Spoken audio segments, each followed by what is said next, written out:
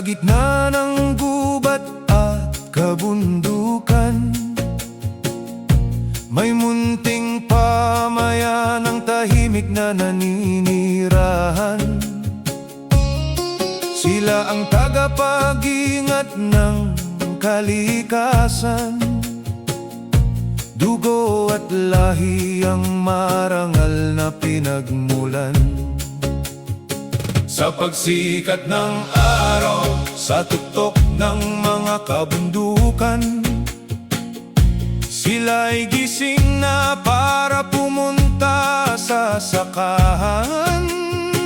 Bit-bit ang pang-araro at mga lumang kagamitan. Pagbungkal ng lupa ay kanilang kabuhayan. Ang mga awit nila ay sadyang madamdamin, alay sa Diyos na dapat nilang sambahin. Sa saliw ng tugtog ng katutubong awit, na ipapahayag ang lalim ng kanilang lahi.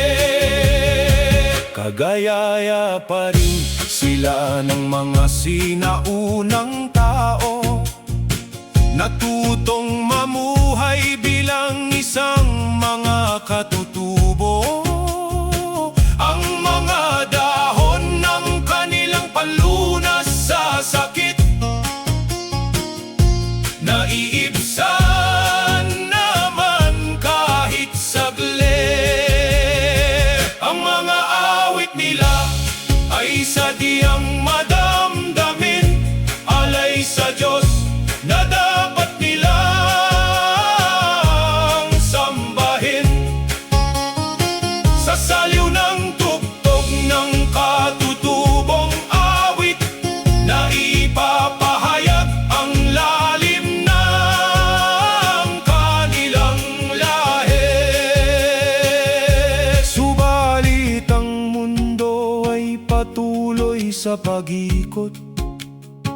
Banta ng modernisasyon ay nagdudulot ng takot. Kakahuyan ay unti-unting pinuputol at inuubos.